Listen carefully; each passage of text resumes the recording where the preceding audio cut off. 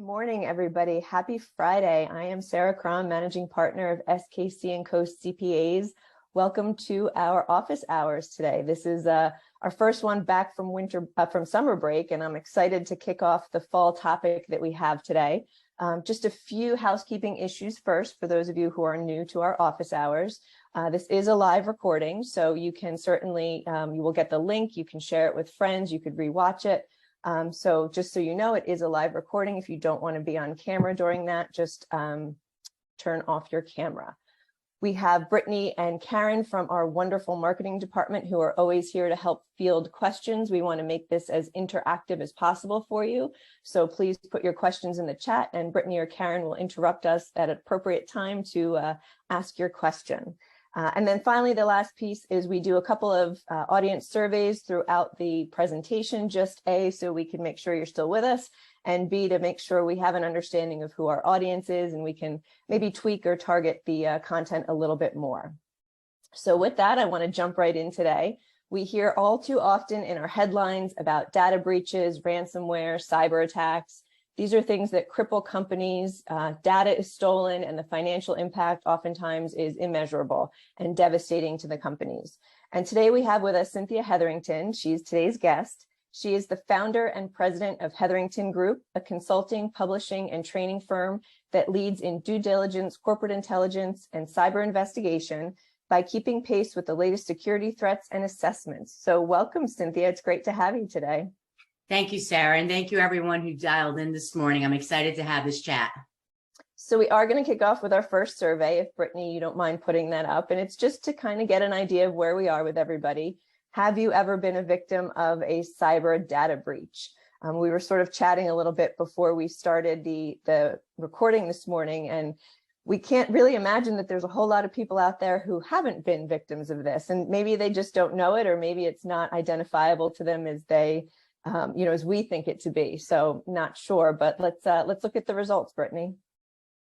So 80% are saying no. Cynthia, what do you think about that? That you know of. Right, exactly. So I do want to get a little bit hyper local right now because most of us are probably a New Jersey audience. And this week I happened to read an article in a local business magazine that had some specific New Jersey statistics in it.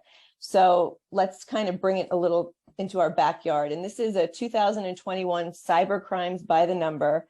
And the source is the Federal Bureau of Investigation Internet Crime Report from 2021.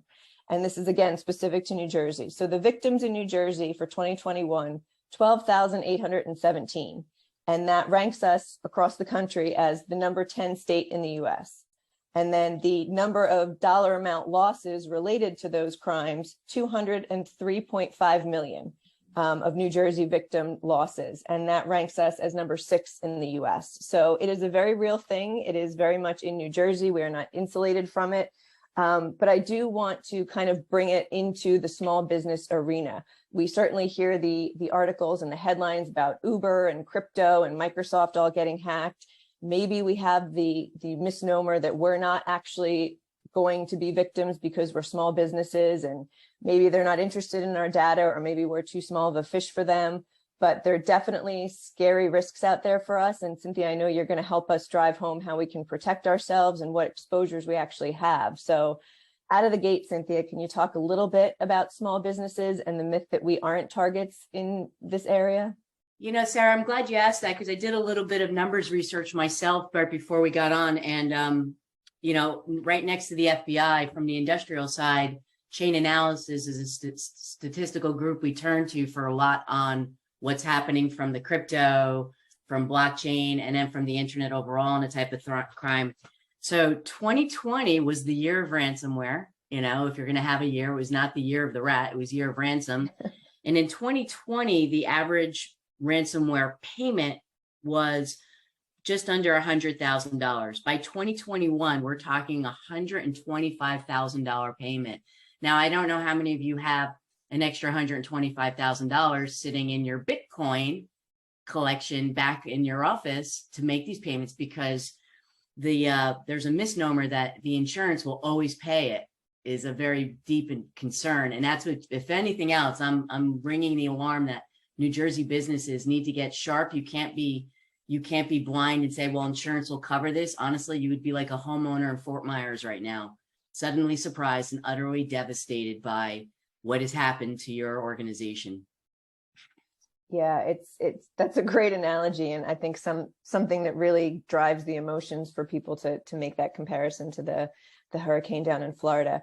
I mean, do we have any idea how many cyber attacks are actually reported? I read a statistic that only 10% are actually reported. I mean, what's your experience been with that? I'm not going to argue with that particular number because, reporting any crime is always a constant pull. It's hard to find out what accuracy is. So you're certainly under 25% in reporting of the crime. And then who do you report it to? Hey, do I call my local Wanacue Police Department and say someone just attacked my network? I mean, I love my locals, but I don't know that they're going to be prepared to help me with that. They're going to pass me up to the county level. And then what's the volume and the size of the crime? Does it meet the merit to get a cybercrime unit to come to my office and help me mitigate this? Or are they going to now pass me off to a federal agency, which is going to say, you're well below the threshold that we can, give you any concern? Not that they don't care, but there's such a volume. Everyone's tip lining that they really have to pick and choose the types of crimes they have to deal with. And my losing business assets is nothing compared to predators using the internet for child crime cases. So very low. Right. Right. And that's a great point that you raise about who would you even report it to? I mean, I know in our profession from the financial data that we have, and I'm sure that's probably same in the medical arena with those types of data breaches. And we have a regulatory responsibility to actually report and to share the information. God forbid we had a leak or a breach with our clients. And then there's a whole series of steps that we go through as a requirement of that. And I just don't know that small businesses that are not in those regulated industries even know what to do. I mean, do you have advice for them on reporting in such instances? Well, for any particular crime, I think we should still follow the common channels, because at the very least at our local level, our local law enforcement should be the first line of mitigation. Because, tucked away in some of our small municipalities, we do have some cybercrime super sleuths who might be able to pick up and run with something, but they do have a chain of command where they'll pass that through to the prosecutor, the FBI.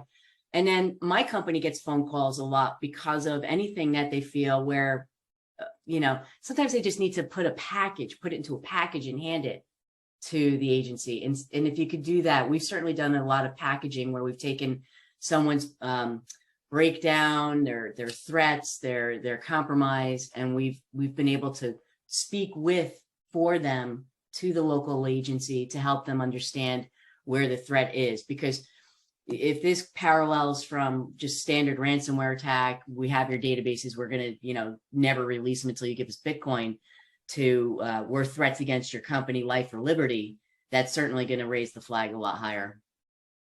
So let's talk about that, because there are a lot of different types of data breaches. And I guess for this audience, it might be valuable not only to touch briefly on what type of data is at risk, right? So that people are aware, yes, my company does actually hold and house that data. And then also what types of attacks are out there that really small businesses are most vulnerable to. There's a lot. It's okay, we have an hour. Yeah. So if we quantify this in a way that my company would come in and approach it from. So the first line of penetration is it a threat against personhood, life, or liberty? So there's a whole thing called digital kidnapping, where your network is not even touched, but the use of your information from your network is used to cause disharmony amongst a traveling executive, especially in manufacturing or salesmanship outside of the country. This is a very, very well run organized crime, narco-terrorist application of pretending to be you, the wife, the husband, calling the family member on the road and saying, we have enough information. And then they play this game where they talk to you long enough to get enough information out of that party to call back home and say, we know your husband's in Mexico. So where does that all start? It might actually start not even with major penetration testing on your own network. It could come from scraping your LinkedIn account. So things on the outward.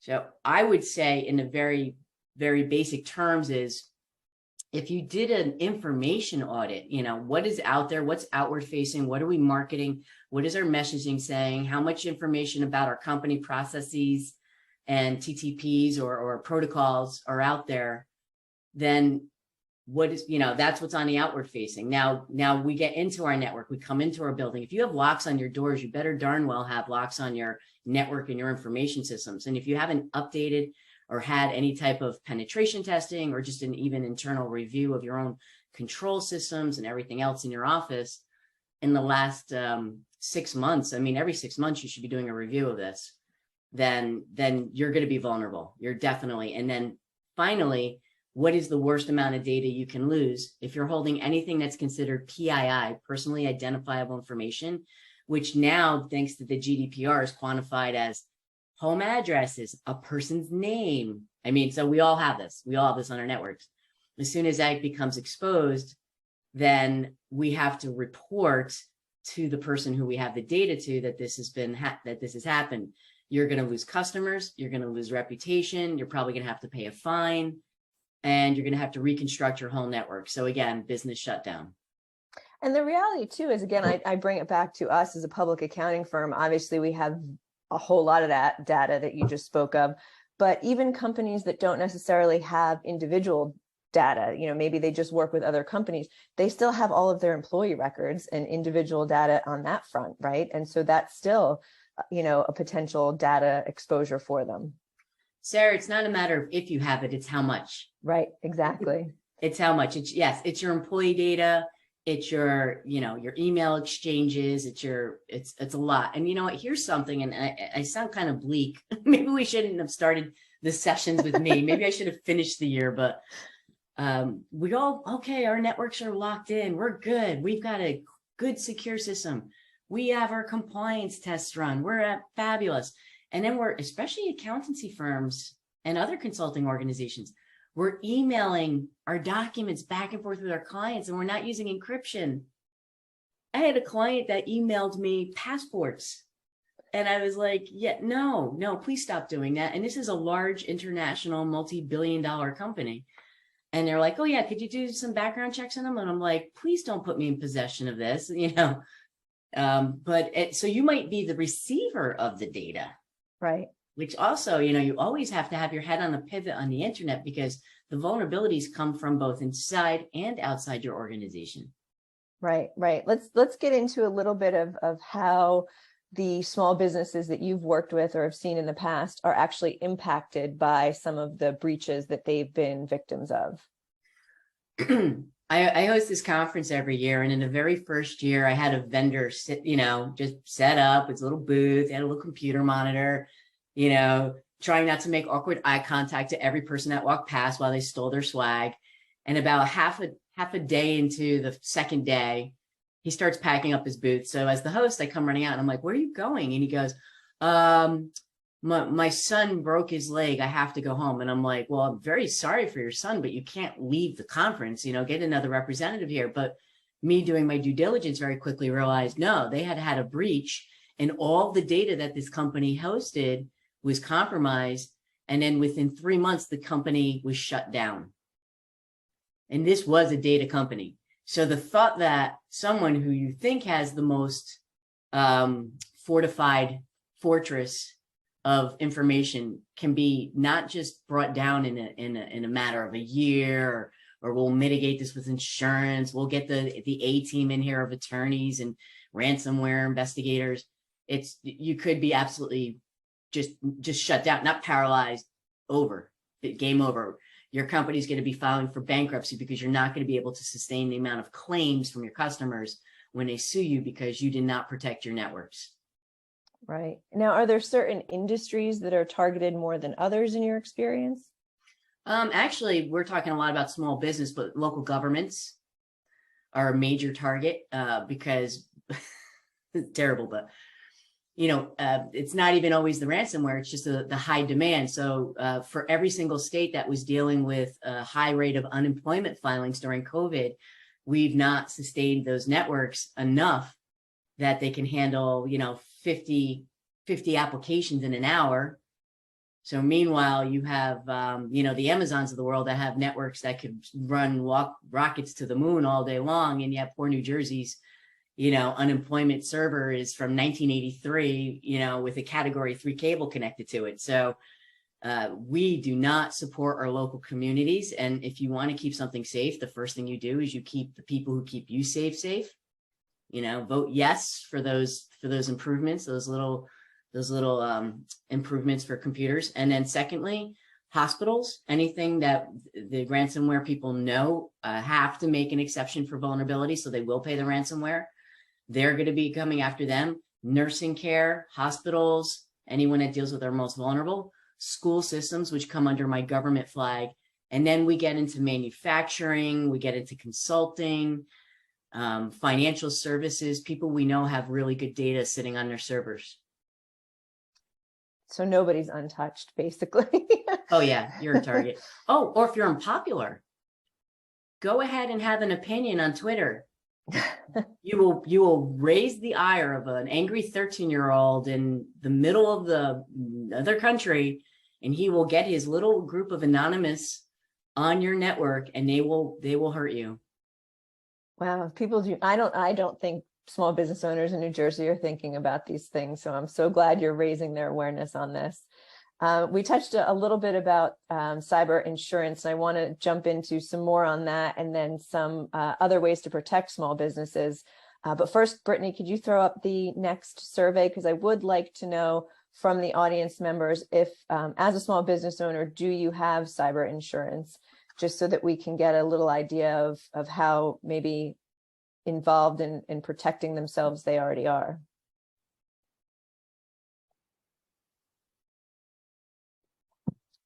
Brittany, whenever you feel comfortable, you can share those results.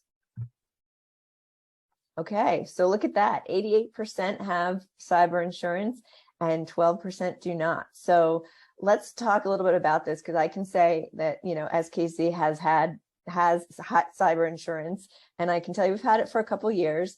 And the application went from about 4 pages a few years ago when we first got it to probably close to 15 to 20 pages now. And it requires a small army of people in my firm to answer all the questions on it. So that can be daunting to business owners. But Cynthia, opinions on cyber insurance? I mean, I know they do not protect you from everything. This is where you really need a friend in the business to help you understand and interpret, because even myself, I'm an amazing investigator. I'm really good at intel. I'm not an insurance professional. So you get these policies in because you need to have them. So yes, and just based on the 2 polling questions already, we're obviously risk averse. The fact that we're on this call, we're more risk averse, and this is going to be the smart kids in the class because you care about these things. But you can't know and comprehend and understand every last detail of what could be the problem coming forward. And it's not based on what's happened, it's based on what could happen. So we have to try to figure out what are the coming threats. Karen and SKC and everybody there are trying to understand and really manage more of, what can we do in accountancy? Like accountants have to understand what's coming in the next year with taxation. However, are you sitting there worrying about insurance? So I always say that you should almost consider making your insurance adjuster, your insurance person, a consultant, a chief at your desk. And when the policy comes in, I know SKC has this approach for accounting. Like, we don't just show up at tax season. We're there. I remember this. I remember sitting at a meeting and they said, we're there with you every month because you need to understand taxes every month, not just when you have to pay them. And insurance is the same thing. You need to have a constant conversation with that insurance person because they're the ones who are sitting on top of this, the tweaks. Like, I only recently learned in the last 8 months, 9 months, that not every ransomware claim is being paid off. And I don't think anybody else knows that. I mean, that's not something we're all like blaring out on Twitter because those insurance companies don't want you to know that until it becomes a barefaced problem and you're trying to get a claim covered. And you're told, a friend of mine just had a ransomware account and she had an A-team drop in and help with that, but she's running a multi-million-dollar company with a smaller business be able to get that kind of service. And I'm going to tell you, no, they're not. So you have to advocate and become an insurance professional overnight. And to your point, that insurance and all of those, I'll call them add-ons to get the payout for ransomware is not inexpensive, right? I mean, listen, I know that we try to pay attention to, do they pay out for us to notify, our clients and who the victims were, and do they cover the ransomware, and do they cover remediation and all of those things? And that's not cheap. And to your point earlier, it's also not cheap to pay ransomware at, an average of $125,000 per incident, for 2022. So, where do small businesses draw the line between how much insurance do I need versus, I'll call it, rolling the dice in the fact that we're not going to be victimized by this? This is that very thin line that all companies go through called the risk assessment. And that phrase gets used on so many levels in my world for security and for intelligence uses. But as a company, a good example, I worked at Aon. They bought me out in 2006 for a couple of years. It was a lot of fun. It was a great learning experience. There was an entire battalion of risk assessors, and I had no idea what these people did. And I finally poked my nose and sat down and had lunch with them one day. And they said, well, we sit down and look at the statistics. We understand what the threats are that are coming into the whatever market, whether it was floods, whether it was cyber, whether it was infrastructure. And then we put a number, like they'll literally give you a number. Like, we think that the statistical average says 80% this is going to happen in the next 5 years. New Jersey businesses are going to be greater attacked because they did not improve infrastructure overall for the entire state. Therefore, the companies are following the lead. So this is probably where your problem's going to be. Your insurance is going to be higher. That's how they figure out those premiums. And I'm really speaking out of turn because it's not my area of expertise, but just my personal experience. And then I sit there and say, well, what am I willing to pay? A deductible. Think of it like a deductible. Sure. The chances of me getting in an automobile accident, I'm a safe driver. I very rarely have an accident. I'm not speeding. I don't drink while I'm driving. I do not think I'm going to have an accident in the coming year. Therefore, I get a cheaper automobile insurance with a higher deductible because I've made that personal risk assessment. You kind of have to do that with your business. And again, I want you to be sitting across the table from your accountant, your insurance professional, general counsel, and please bring in cyber, bring in your automation, your technology. If you don't have that person in-house, whoever does your consulting for you, all of you need to be sitting at the table having this conversation. And that's an interesting way to go with this, right? So a lot of small businesses have outsourced IT maybe, or perhaps they're large enough or their industry requires them to have an in-house IT person or team. So we all have different, support systems coming into this in this specific area. Do you have recommendations for best practices, just even something so that business owners who don't necessarily live in the tech space in their day-to-day can at least jot some notes down and go back to their in-house IT or outsourced IT and make sure these best practices are being followed? Because we as the business owners are the ultimate, end game. The buck stops here. So yes, I can say I outsource it or it's so-and-so's job, but we need to be aware of it. And we need to make sure that these best practices are in place. This is my favorite 5 minutes. Okay. Because this is exactly what we went there. My company handles the private information of not only the country, but some out of the country's highest net worth executives. We are a major target. We are a teeny tiny company. So how did we figure it out? Because I don't have a full-time technologist sitting here. I am the full-time technologist. Just in a good disclaimer, I also have a graduate degree from NJIT in tech. So it's not like I'm, figured out how to run Windows. But the first thing I recognize is I do not have enough skill set in that place. I have a great outside vendor, a New Jersey company that I use to do all my outsourcing for all my IT needs.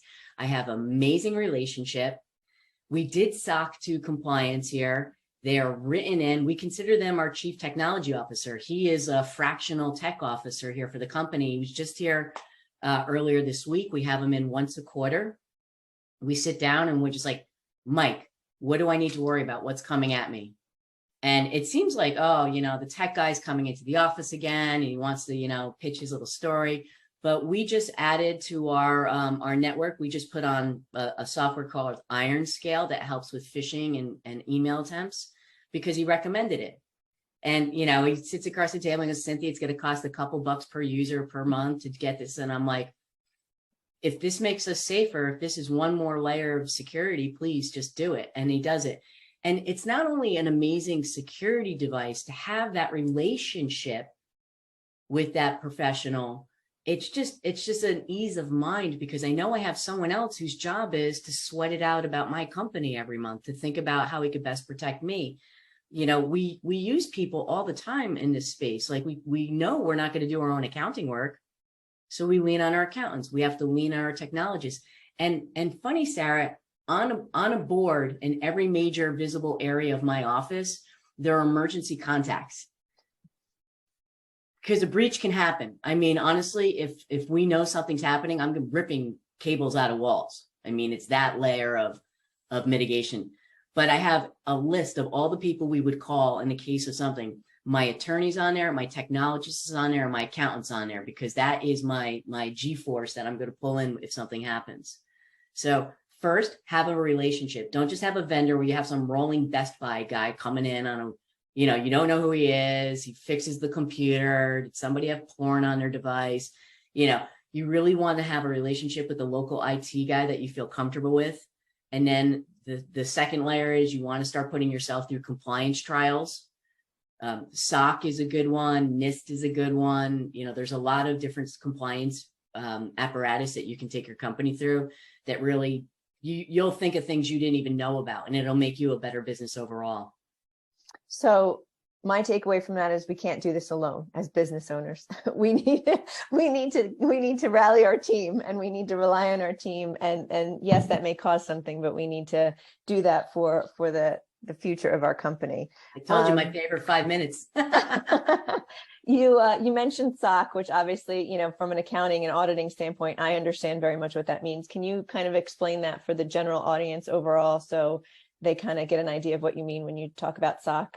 There are several different compliance systems in place out there that you can put yourself through. And if you're working with, especially as smaller companies, if we're working with larger companies, we'll be asked, are we SOC compliant? Are we SOC 2 compliant? Accountancy has its own other layer of compliance that it has to go through, and medical care has its compliance.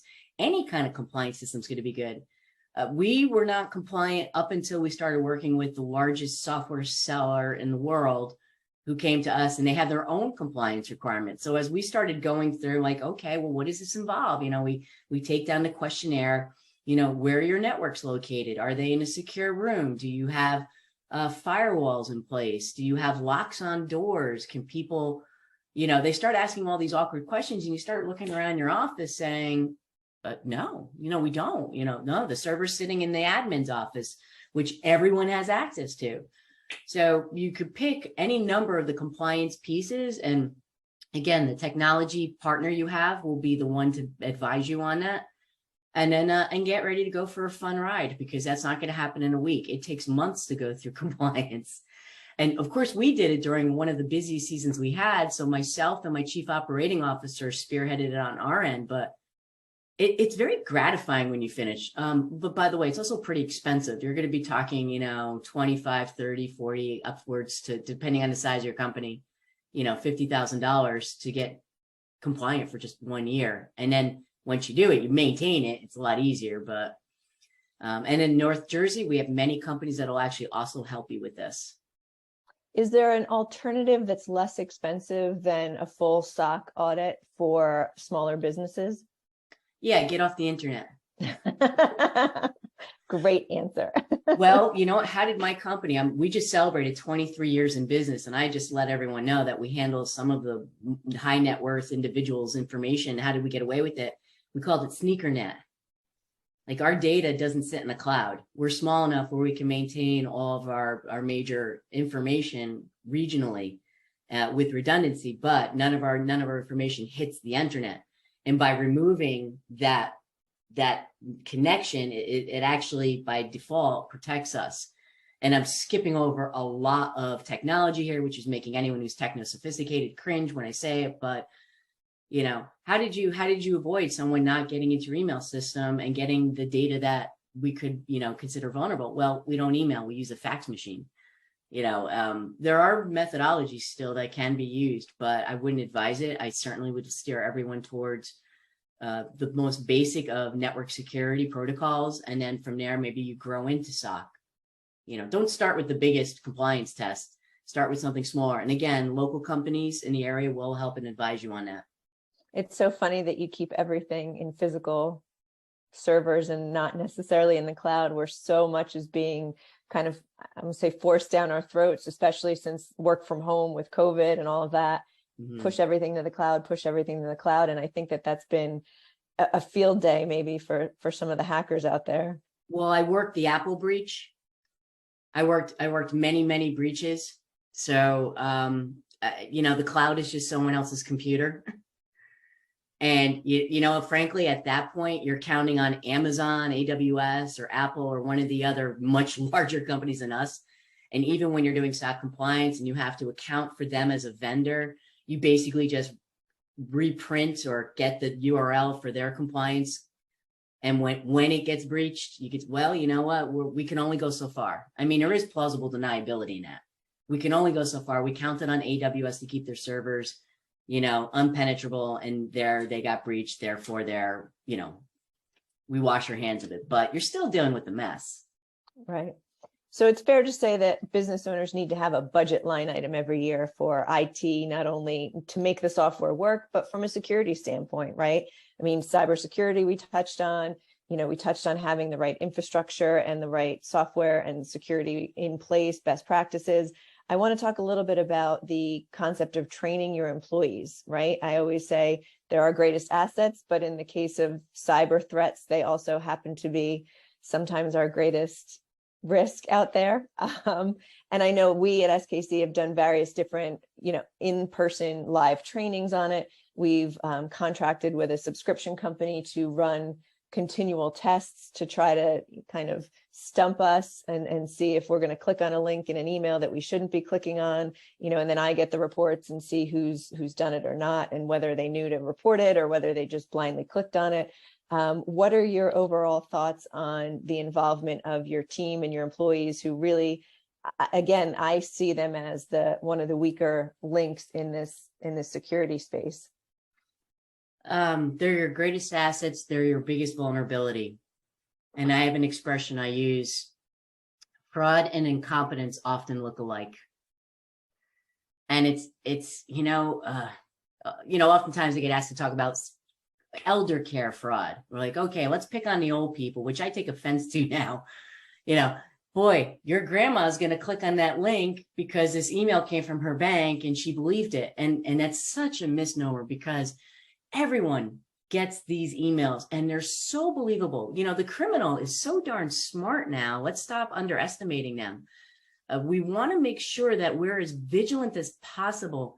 And, malaise, boredom, busyness, an email comes in, Sarah, you email me, you asked me to take a quick look for our, to approve the Zoom meeting. I clicked the link because we just had the meeting. Next thing I know, I see like little pop-ups coming on my computer. I'm like, oh no, I just did the wrong thing. So we can only prepare our people to try to be, back and forth, look both ways before crossing the street. Make sure that the email came from the proper email address that you anticipated to come from. Is it unsolicited?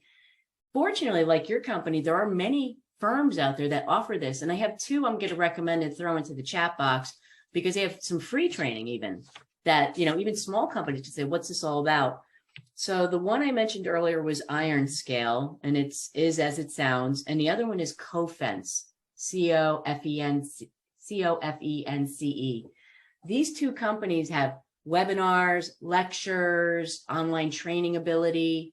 There's a lot of material sitting on their websites. Now, sure, they're going to try to sell you their services. Of course, they're in business to make money, but before you even get to that point, you can learn a lot. And your staff, I make my staff just go through all the Cofence videos. I'm like, all right, double check and double down on this.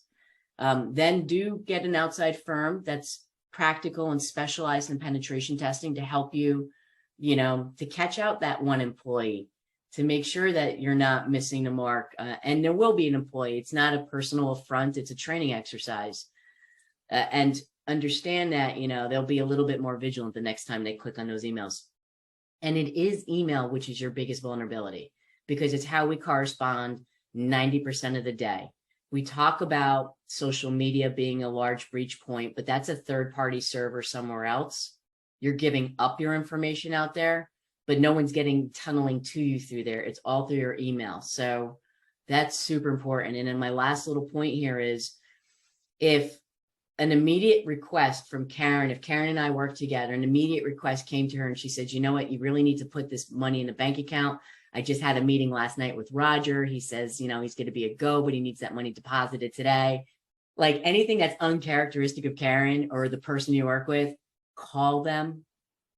I don't care if it sounds like your child is crying in the background because someone is using electrical plugs and trying to threaten you into the point. Sorry, Karen. Sorry, threaten you to the point of emotional upheaval, which was that whole digital kidnapping example. Stop for 5 seconds and call the other one, and you're going to find out they're in the grocery store trying to pick out which toaster cake they should buy for you for dinner the next day. Yeah, you've mentioned penetration testing a few times. I know what it is because we've gone through it a few times at SKC. I'll ask you just to explain it in a little bit more depth so that the audience can understand really what it is. I mean, I'm a huge proponent of it because you don't know where your exposure is until you do something like this. So we've done it several times, since I've been at SKC. And one of the companies that we hired, did an actual email to one of our employees at the time and pretended to be one of the partners and asked for the wireless internet password. What's the wireless code for the internet? And what was so interesting is this individual employee responded right away with the password for the wireless. But of course, it was harmless because it was a test.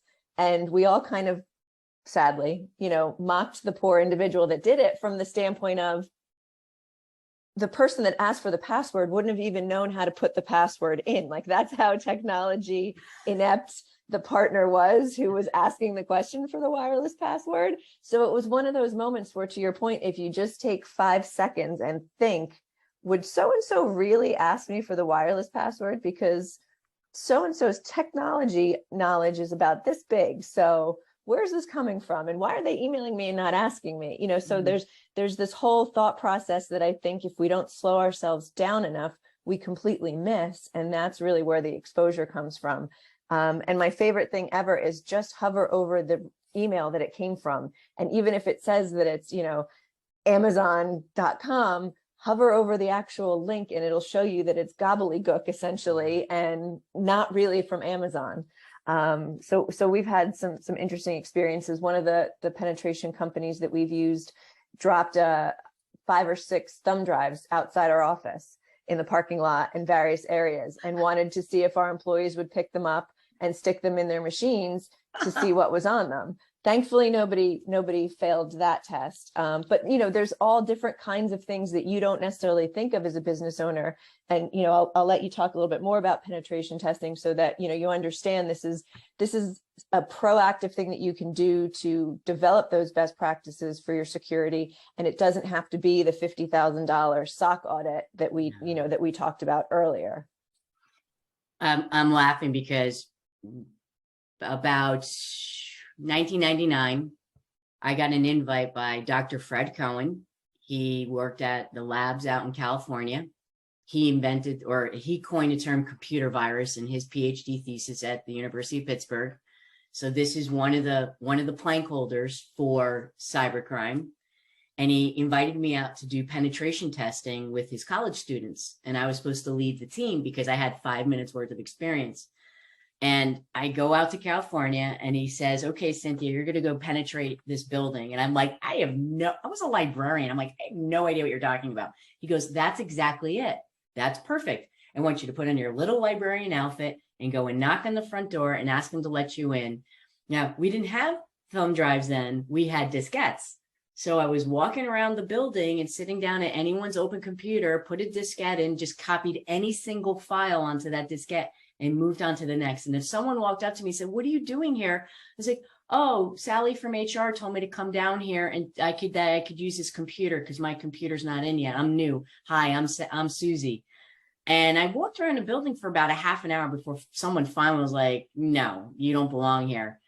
And it was just me. It was very awkward, because I really am not that person. I have no poker face. I'm not a girl made for surveillance. But the exercise really taught me that people are incredibly trusting of, first of all, young nubile females. Surprise. People hate conflict. So if we were to walk up to each other and start, I'm thinking like, what are you doing here? I might be very roundabout because I don't want to breach some sort of social norm that might be offensive to you. And so I will take advantage of that like any good penetration tester would. And then I'm going to take advantage today. I'm going to circle this all the way to today and say like, well, everyone's too busy, too distracted, too overworked, too overwhelmed that the very simple, like, of course I do banking with Wells Fargo. Of course you're going to send me an email. I'm going to get in there. And, it's interesting. I wouldn't even bother trying to pretext the Wi-Fi password from you because I know what it is already. I'll bet you half of you are going to smack your heads because it's going to be your office phone number because that's a default. That's like the old pass 1, 2, 3, 4, or, it's typical password words that are used. It's oftentimes the business phone number. And the key code to your security is the local fire department phone number. There's just these defaults that are constantly in place and we never change them because we're like, oh, well, it's easy to remember. So right after this call, everyone should go and change their Wi-Fi password immediately. And you need to change it often. Don't let that sit there for 5 months, like once a month, everything once a month, new passwords. Right. Best practices. We've all been working in a hybrid environment. Some of us have converted to fully remote since, 2020. What can business owners do to prevent breaches when they have employees no longer under their roofs 5 days a week?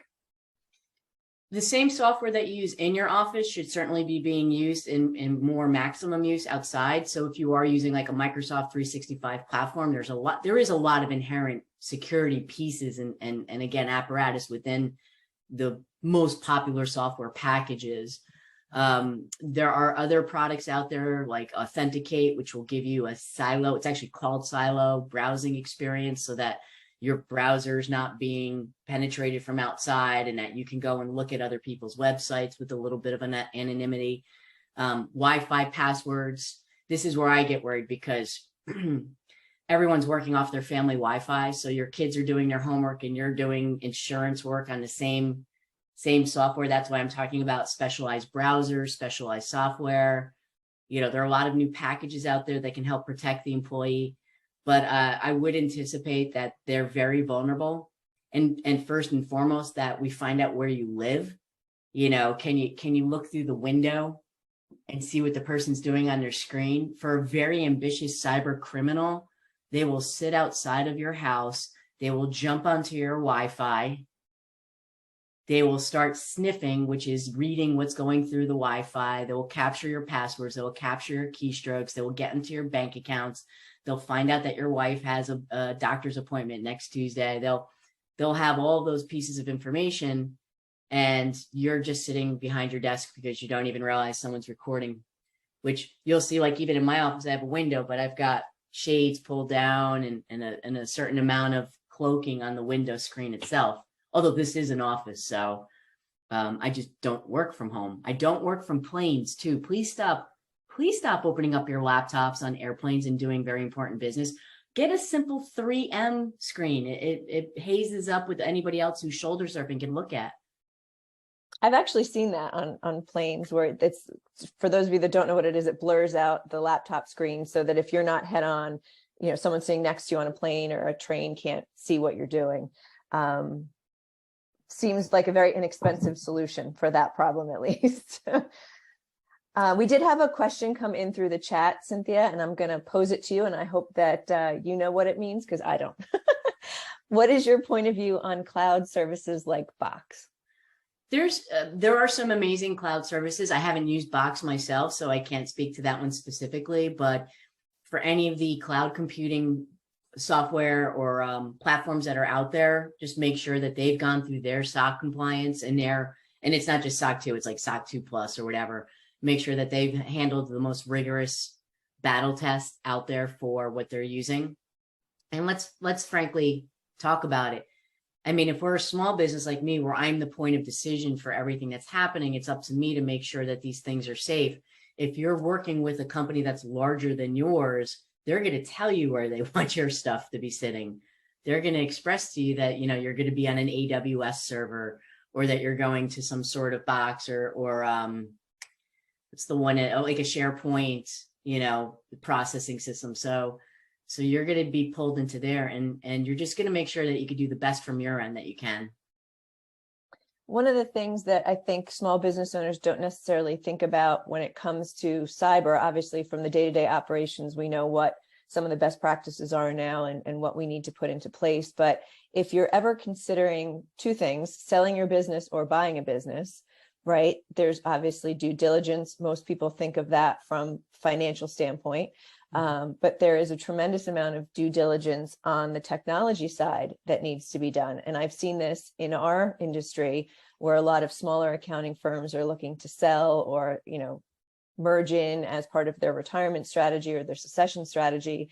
And then you take a look at what their technology package is, what their software is. For us, are you paperless or not? And the deal is dead in the water. If you've not invested enough, not only in the technology that you use day to day, but what's most paramount from this discussion is the security of your data. No company is going to want to buy you, and nor should you want to buy a company that has subpar security protocols either. So Cynthia, have you ever seen that on the M&A side where things have gone bad from a technology standpoint? Technology review is absolutely part of the due diligence assessment. Just again, from my personal experience, this was a kind of a funny aha moment.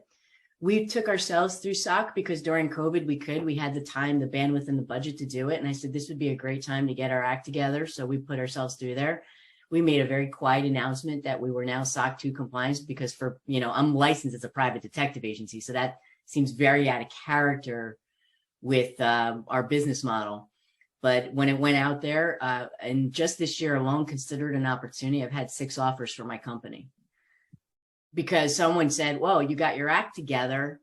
You're smart enough of a company to take this time to put the investment in your own technology and grow yourself and consider yourself fortified for larger engagements in larger companies. So it's actually a business investment when you think of it that way. But from the due diligence side, not only do you want to make sure that your technology is hardened as best as you can, let's be practical, but also what's going on in the outward facing.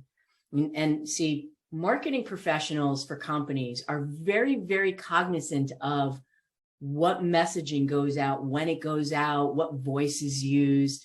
I'm learning all of these things myself as a business operator, that the CEO of the company can't be Elon Musk.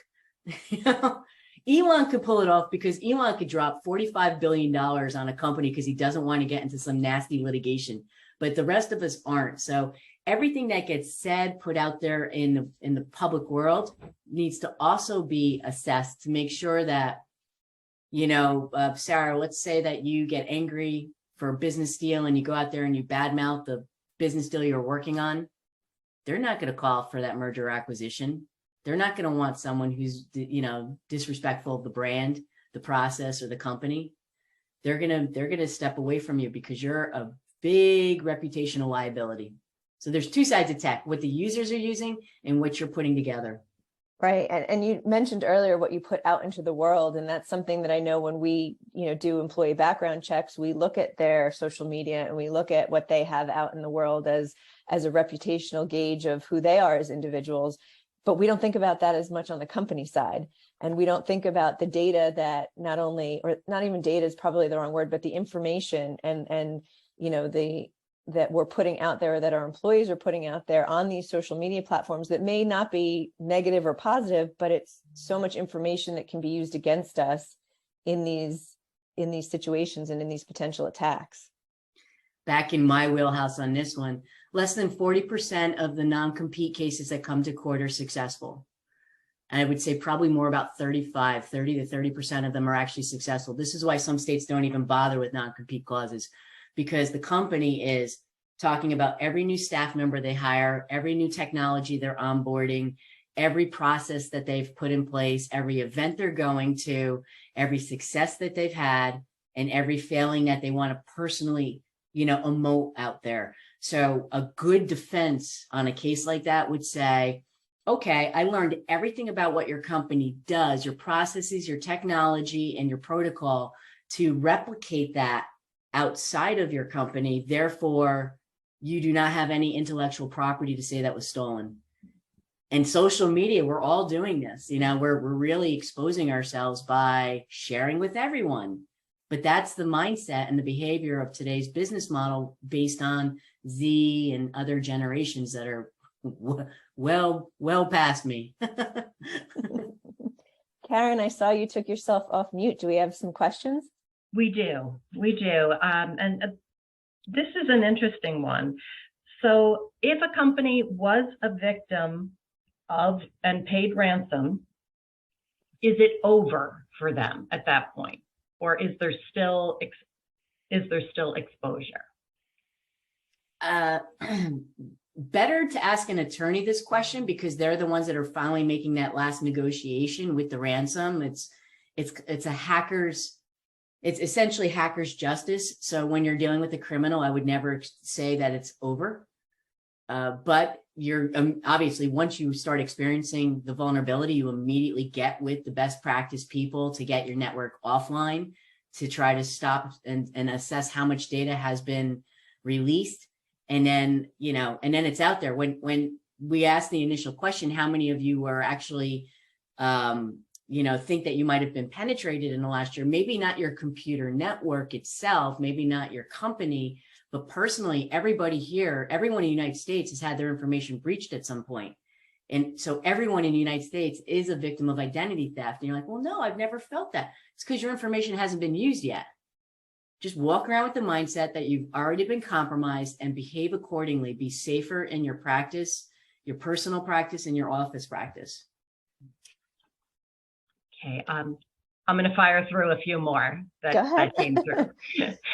So how would you handle a situation where one employee has been the weak link and the source of more than one data breach?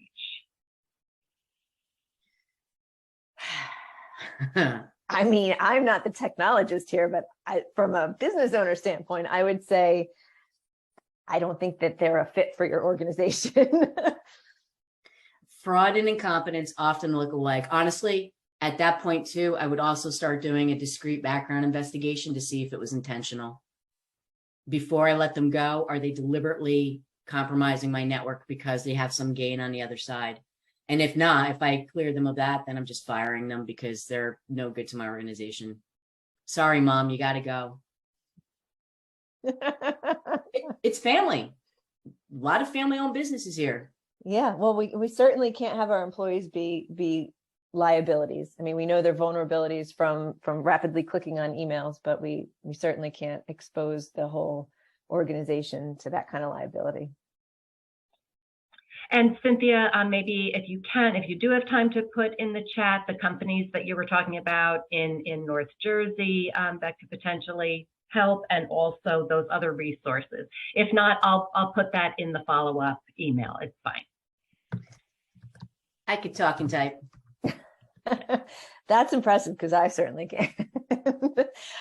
So, we are coming up on the top of the hour. I mean, clearly there's a host of resources and topics that within this umbrella that we can continue to talk about. There's clearly no magic bullet to protect you and isolate you as a small business owner. Cyber insurance is really something, if you don't have, you should look into. If you have it, you should review it again with your insurance agent or provider and make sure that the coverage that you think you have is really the coverage that you have, and understanding all of the what ifs that could potentially happen. We just have to add that budget line item for cybersecurity on top of our, IT maintenance and our IT software subscriptions and all of that. But Cynthia, any final thoughts from you before we close and send our audience on their way to call their IT companies and their insurance providers? Well, I like to try to end on a happy note. Honestly, and a lot of us don't think that we've had a penetration in our company organization yet, which is wonderful. It means you're already vigilant and you're paying attention to this. Look at this as an opportunity. It's a real good time. It's like a health checkup, every now and then you got to go to the doctor and say like, all right, tell me what the cholesterol really is. And if it's a little higher, then you fix it. So consider the health of your company as much as the health of yourself, and bring all those professionals and those experts to the table. Have that chance to see where there's growth. And also remember, when you do that, you're going to learn the things you didn't know about. And you might say, oh, there's software practices out there that are going to make my day-to-day operations much easier. And not everything is a big ticket item. There's a lot of reasonably priced processes. If a small company like myself out in North Jersey can afford it, a lot of you also can as well. We're also here to help when we can. So if anybody needs a question answered, I'm here on the other end. My information, I'm sure, will get shared. But I just want to thank you. I'm a North Jersey company too. It's great to mix and mingle online and to be part of this event. I appreciate you. And Cynthia, I like that you also add the budget-friendly items. And we talked before about the trainings. And I know for us, our insurance company offered free training, right? Because it was specific to reducing our premium. And if we had the certificates of completion from all of our team members, it lowered our premium by whatever the percentage was. So, reach out to the existing resources and have those proactive conversations, because there really is opportunity out there and availability for any size business to protect themselves. So I do want to thank you for joining us today, Cynthia. It was great to have you and to provide all of this amazing information to our audience. I want to thank the audience for joining us today. As always, please let Karen know if you have any topics that you would like us to cover on future office hours, because we want to make this as meaningful to you as it possibly can. Have a wonderful, safe, and happy weekend, everybody. And again, Cynthia, thank you so much for joining us today. My pleasure. Take care, everybody.